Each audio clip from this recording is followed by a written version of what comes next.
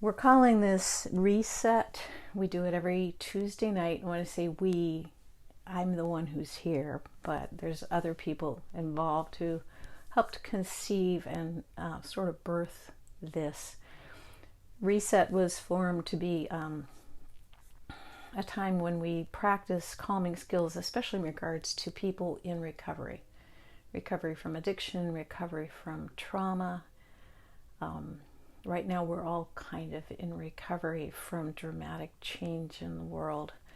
So this is a time you can kind of count on every Tuesday night at 6:30 on Facebook Live. We intended to originally meet in person at 405 Wellness where my office is, but COVID changed all that. So anyways, before we get into much more, let's just start with a little bit of practice. So have a seat, sit down, find a comfortable position. Hi guys. Breathe in deeply. Let your eyes close if you can. And just pull your attention into this moment. The goal in meditative practice is to really turn your attention within. We spend all day trying to meet the needs of the outside world. We're staying aware of the outside world. So during meditation, it's time to really turn your attention inside and say, hey, what's going on in here? So for a moment, allow your body to sway a little bit right and left, maybe forward and backward. Find that nice center position where you kind of feel balanced so that you can relax. Breathing in deeply, pausing and letting that air flow back out. And just turn your attention to you. How's your body feeling? Are your shoulders tight? Then roll them a little. Is your neck tired? Then allow your head to gently roll from side to side.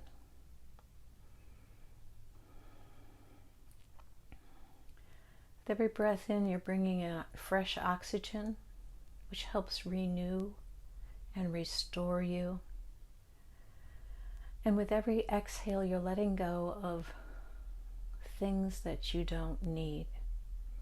So you're letting go of gases from your body, yes, that you don't need, but also the idea of just letting go of tension, letting go of concerns. For this next half hour, you have no duties other than just to pay attention to you, trying to pull your mind into this moment and just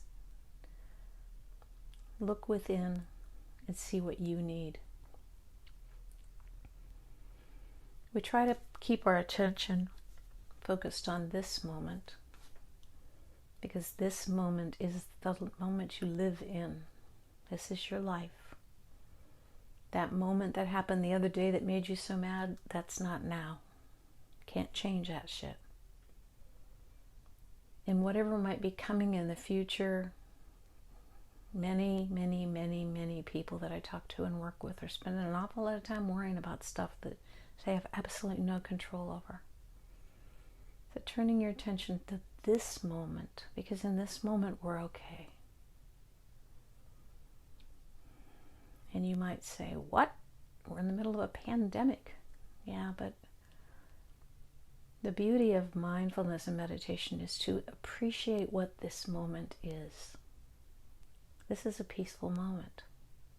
You and I have this time to just breathe and calm down. And this is the moment we're living. Even during challenging moments, even during crappy moments, keeping your attention in the moment allows you to assess what's going on, respond to what's going on. And if your attention if you're not used to keeping your attention in this moment, too often we react. There's a lot of reacting going on in this world lately. So I just want you to try to keep your attention in this moment And when it wanders, which it will, that's what your mind is used to doing, just notice what it wandered to. Are you worrying? Are you making a shopping list? And just note what your mind is doing, kind of like a reporter would, not with any frustration. Your mind's doing what a mind does. Just note, oh, yeah, I'm worrying again. And then draw your attention back to this moment. Noticing your mind wandered means you're succeeding. If you spent this whole half hour fussing about something that may never happen and you didn't get your attention into this moment, then I'll encourage you to come back next week and practice with me again. Meditation is a practice, practice, practice. It's not a pill I can give you and make everything go away. It's a practice. So as we practice these techniques, the goal is that when you're out in your day and you realize your temper is short and your patience are lacking, you might turn your attention into this moment. Take a deep breath. Remind yourself that you're okay. Focusing on what is really happening at this moment, and then respond carefully instead of flying off the handle. Tonight we're going to try a little different practice I don't think we've done before. We're going to do something called heart-centered breathing. So I know and you know the air is actually coming in your nose and mouth, but I'd like you to imagine you're breathing right into your heart center.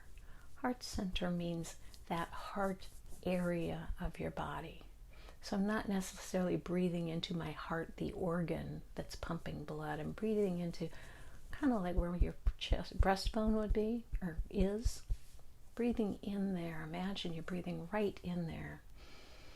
And filling lungs and that heart center of your body with air, with energy, and mostly with your attention. Pausing and breathing back out. When you breathe out, this energy and attention doesn't leave. So in your next inhale, bringing in more energy, more attention to this heart area of your body. And then breathing back out. Practice that for a minute or so. Just the idea of imagining or visualizing breathing into this heart center of your body.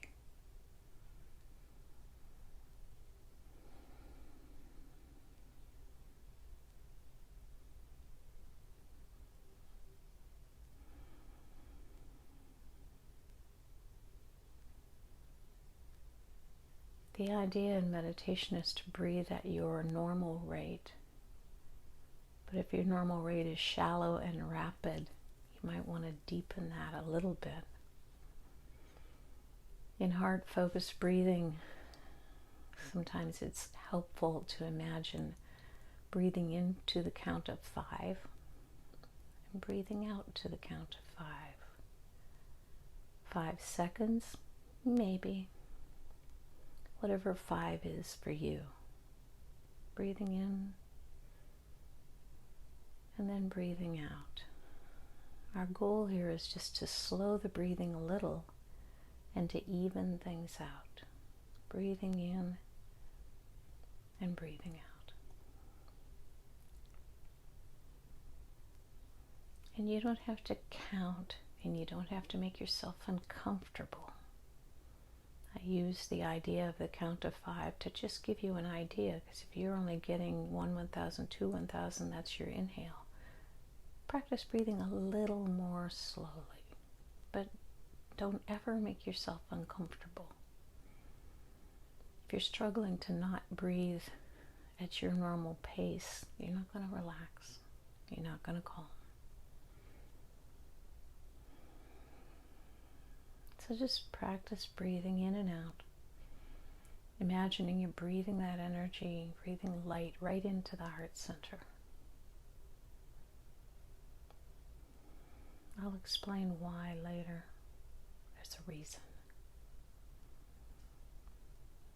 And now while you're breathing, I ask you to call to mind something you love, something you feel compassion for, deep caring for. Could be a person, could be a pet, could be a beautiful place in nature. And whatever it is you choose to call to mind, I want you to fill that heart center with that feeling of love and caring and compassion. Now, I don't want you to think about what that feels like. I want you to imagine and fill yourself with the feeling down in your heart. This is a new experience for you, and you're going, I don't know what she means. It's okay, we're practicing. So just keeping your mind on something that you love, something you feel a deep caring for, a compassion for. It could just be that most beautiful place in the woods. It makes you feel very serene. Then allow yourself to feel that feeling that it gives you, not thinking about it, but feeling it.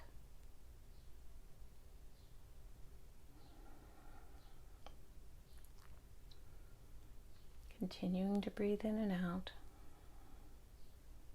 Continuing to be aware that when your mind wanders off, call it back. Breathing into the heart area and filling yourself with a feeling of love.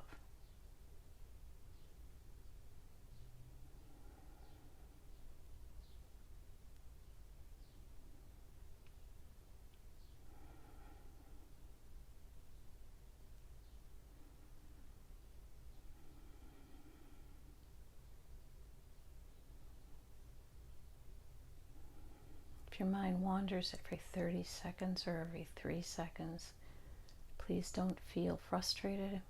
Don't feel like you're not good at this. That's normal. Very rarely in our days do we take a whole half hour to practice. But by trying to maintain a focus for longer, it's easier when a trying moment comes in your day to focus.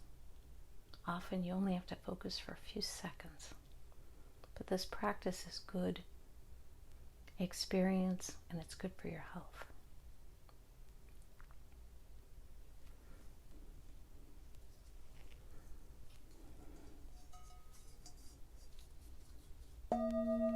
Now if your eyes were closed, go ahead and open them back up again.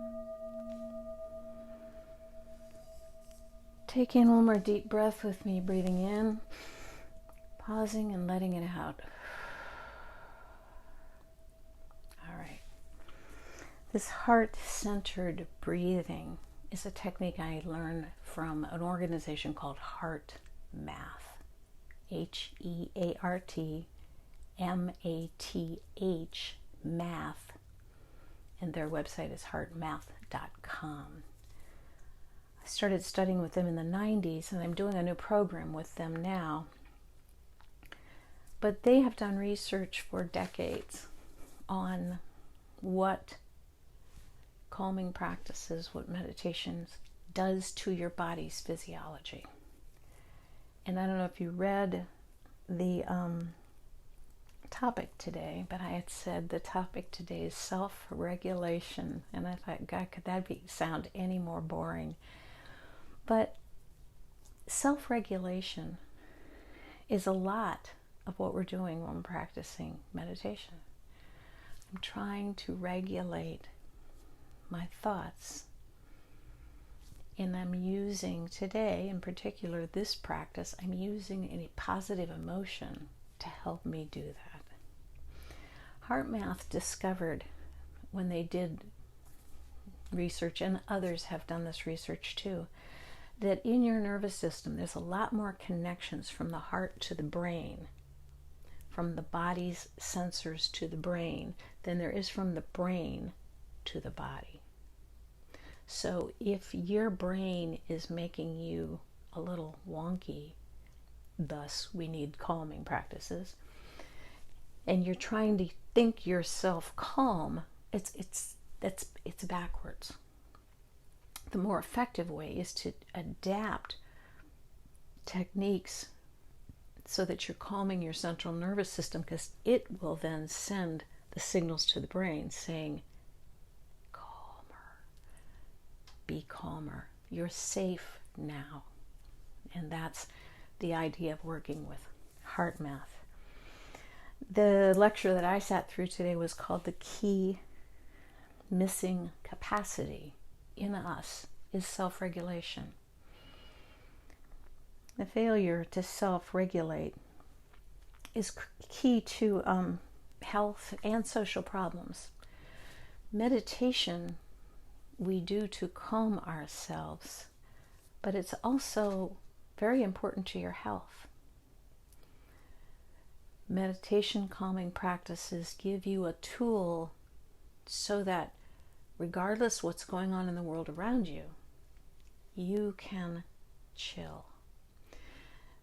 When stress, for example, in the workplace, that topic first came up decades ago, we kept thinking, well, I need a different job that's not stressful. And I think we all understand now that we live in a stressful world, period. The key isn't to remove the stress from the world. The key is, how are you going to respond to the stress? And the idea of self-regulation being central to health and social problems is that learning to regulate your emotions is key. It's a part of self-care, really. But if we don't learn to calm ourselves, if we don't learn to regulate our emotions, we end up with disease issues, heart disease, diabetes, obesity, and addictions, all related to an inability to regulate the emotions. If you are a person who's in recovery from addictions, generally people use a substance to escape from the thing they're feeling. They're sad, they're stressed, they're celebrating. But if we're stressed, if we're sad, if we're depressed, if we're upset, and we drink or use to numb our feelings, we haven't managed anything. And the less we learn to manage our emotions, the more we want to suppress them. So this idea of self-regulation has everything to do with keeping yourself well balanced. Same with obesity. We eat our feelings. Heart disease and diabetes also have a lot to do with learning to self-regulate. Stress-related diseases are, stress, I should say, is an underlying cause in every major disease that we're facing today. Cancers, heart disease, addiction issues, and the other place it comes up is in violence. If we don't learn to regulate our emotions, if we don't learn to pause and choose a response, we see a lot of violence in the world today. And I don't want to talk specifics about anything, but people lose their grip and take actions that they may normally never have taken out of frustration or anger or who knows what. So this topic of self-regulation, self-care, self-management is a lot of what meditation is about. And so when I said that the topic tonight was the less woo-woo side of meditation, I've been fascinated by meditation for many years because I know that I can shift my body physiology, and I know that that's good for my health. It's good for my immune system. It's also good for my relationships and my ability to stay in this moment. And I'm still moderately whacked, as my friends and family will tell you, but I can manage my emotions by stopping and pausing and calming myself down. The quote from this one class today is, the most important strength that the majority of people need to build is a capacity to regulate their own emotions, attitudes, and behaviors. As much as we live in a society that wants to tell the other guy what they're doing wrong, well, you know what they should do. Well, you know what he shouldn't do. But the truth is, the only thing we can change, the only thing we can regulate in this world is ourselves. Managing our thoughts, managing our emotions, then allows us to manage our actions. So, this breathing practice we used is one of the first exercises that you would learn if you wanted to visit HeartMath and do some of their training. Without turning this into a commercial, the certifications that I'm studying right now will allow me to work with computer software that actually measures how your calming practice affects the variability in your heart rate, which is an indicator of how stress is affecting you. So these things are going from being something the monks from India does to actually being a very important part of health in our world today. If you're interested in HeartMath, I was just there today, and I'll put a link under this video after we're done.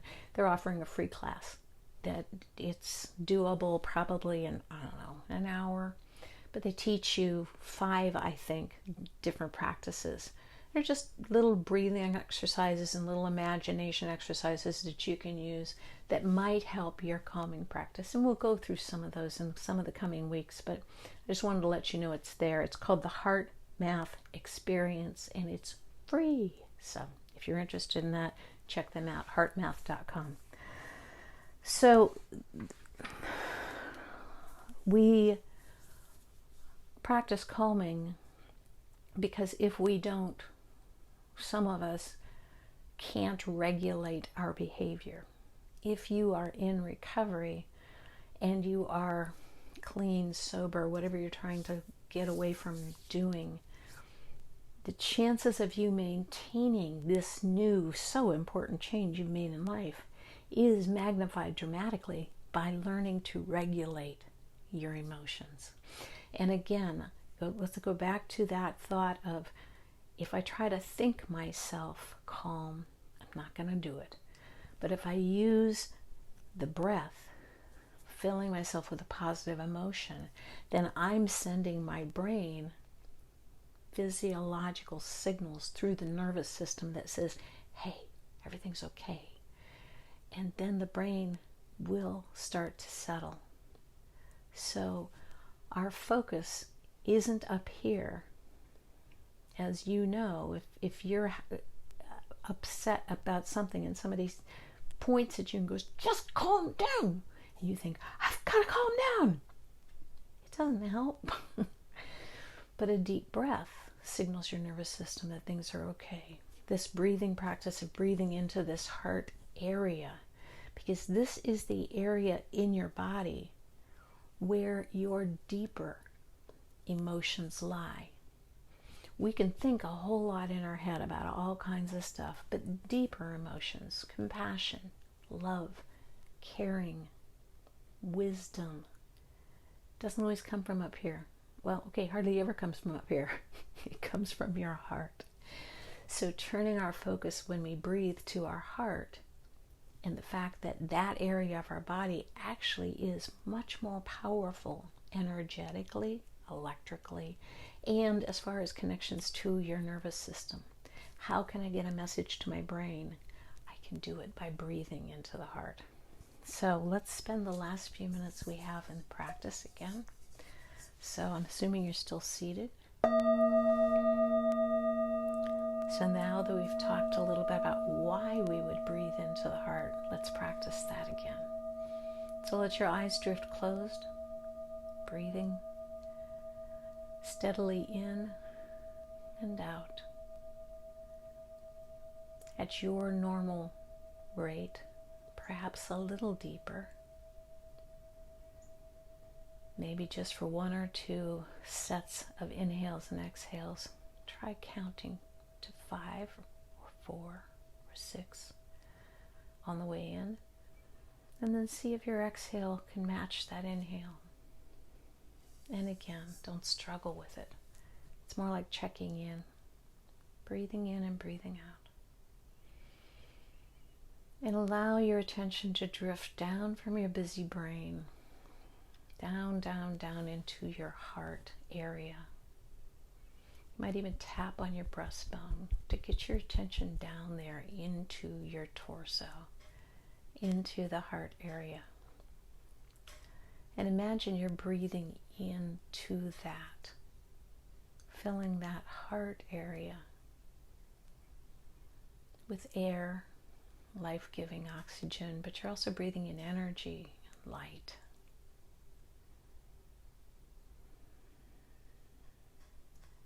And when you've gotten your focus down there, allow yourself to pull up something that makes you feel love, compassion, caring, serenity. And allow that feeling to fill you with each breath.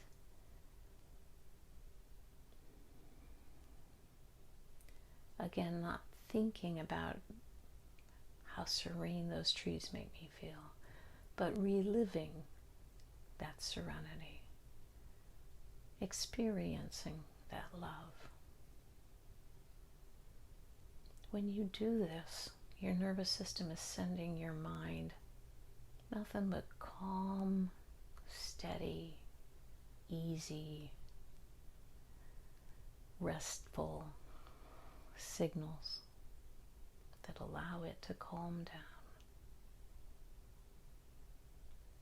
So breathe in and out of the heart area, filling yourself with a positive emotion.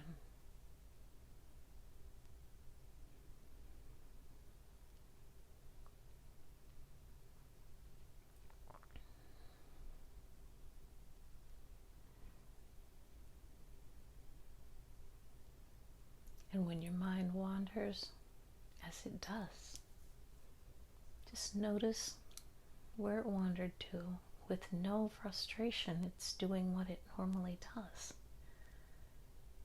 Gently, lovingly, just call it back like you'd call a small child back to this moment. Okay, not now. Right now we're practicing.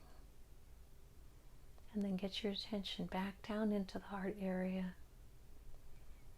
Breathing in and out, allowing yourself to visualize or imagine, just experience one of those positive emotions: love, compassion, peace, caring, serenity, awe, appreciation, contentment.